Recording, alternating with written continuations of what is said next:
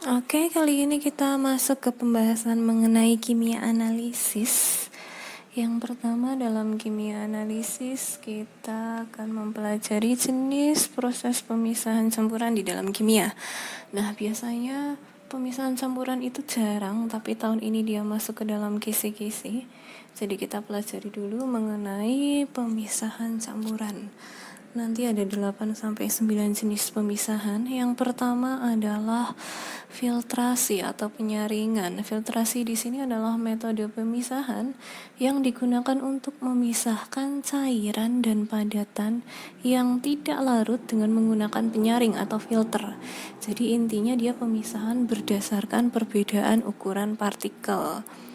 Contohnya menyaring air yang bercampur dengan pasir. Jadi nanti kita bisa saring menggunakan kertas saring sehingga pasir akan tertinggal di kertas saring. Yang kedua adalah dekantasi. Dekantasi digunakan sebagai salah satu alternatif selain filtrasi untuk memisahkan cairan dan padatan. Jadi dekantasi ini dilakukan dengan cara menuangkan cairan secara perlahan-lahan. Dengan demikian nanti padatannya akan tertinggal. Jadi ini penuangan. Membutuhkan 2 gelas kimia nanti. Yang ketiga ada sentrifugasi atau pemusingan. Metode ini digunakan sebagai pengganti filtrasi bila partikel padatannya sangat halus dan jumlah campurannya lebih sedikit. Jadi ini untuk padatan yang sangat halus, sangat kecil. Nah, metode sentrifugasi digunakan untuk memisahkan sel-sel darah dan sel-sel darah putih dari plasma darah. Yang keempat ada evaporasi atau penguapan ya. Jadi gini, jika garam dicampur dengan air maka akan terbentuk suatu larutan.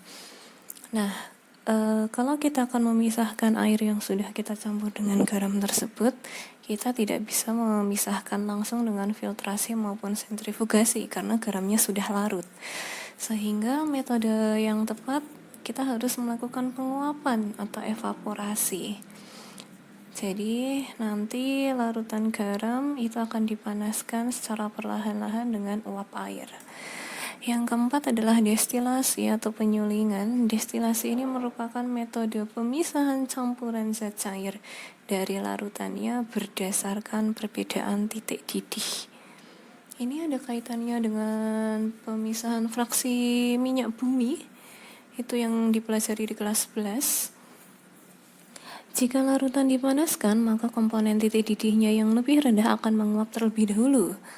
Nah, dalam sehari-hari contohnya adalah proses penyulingan, pemisahan air tawar dengan air laut, pembuatan alkohol atau etanol, pemisahan minyak bumi seperti yang saya jelaskan tadi, dan destilasi minyak bumi. Kemudian yang keenam, ini ada alat yang digunakan yaitu corong pisah. Nanti ada tipe soalnya. Corong pisah ini kita gunakan untuk memisahkan campuran dari 2 jenis zat cair yang tidak saling melarutkan. Nanti ketika kita diamkan 2 larutan tersebut, maka dia akan membentuk 2 lapisan yang dia tidak akan pernah bisa bercampur. Contohnya adalah pemisahan air dengan minyak.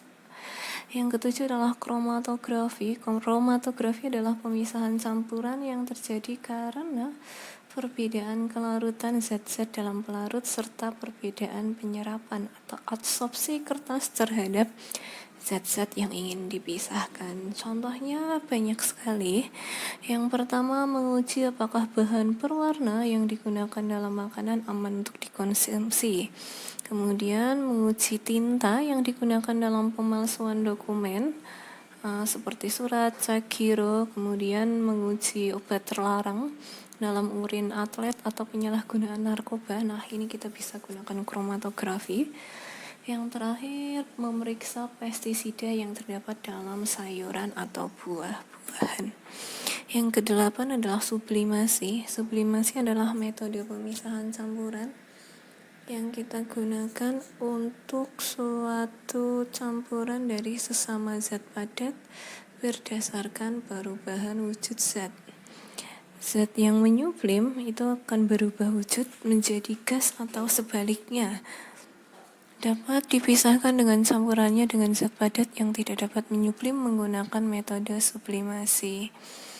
Contohnya adalah campuran iodin dengan garam atau dalam kapur barus itu juga menggunakan sublimasi. Yang terakhir adalah ekstraksi atau penyaringan. Ini merupakan pemisahan berdasarkan perbedaan kelarutan zat terlarut di dalam pelarut yang berbeda. Misalnya untuk mengambil sari dari suatu tumbuhan. Nah, bagaimana dengan tipe soalnya? Oke, kita lihat soal pertama. Perhatikan gambar berikut. Ada 3 gambar. Paling kiri adalah statif dan klem. Yang kedua adalah, ini adalah gambar corong pisah. Yang ketiga adalah Erlenmeyer. Nah, campuran berikut yang dapat dipisahkan dengan alat tersebut adalah yang mana? Oke.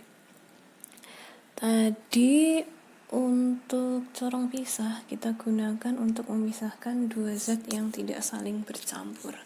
Kita analisis saja satu-satu. Air dan alkohol. Ini kita bisa pisahkan menggunakan destilasi karena ada perbedaan titik didih antara air dan alkohol.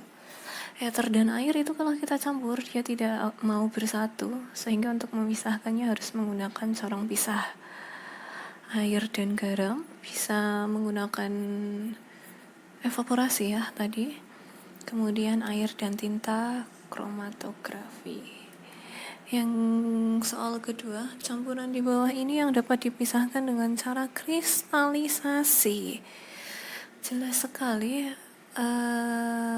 Jawabannya adalah garam dapur dan air. Kenapa bisa? Kristalisasi ini bisa kita gabungkan dengan evaporasi ketika kita melakukan penguapan dalam suatu air yang sudah bercampur dengan garam. Nanti ketika airnya menguap, garamnya itu akan mengkristal. Sehingga jawaban yang tepat adalah yang A. Soal terakhir, bensin super diperoleh dari minyak bumi dengan cara ini kembali ke bab minyak bumi kelas 11. Bensin super, kemudian solar, kerosin, dan sebagainya itu adalah salah satu hasil fraksinasi minyak bumi. Nah, fraksinasi minyak bumi itu menggunakan proses pemisahan destilasi bertingkat.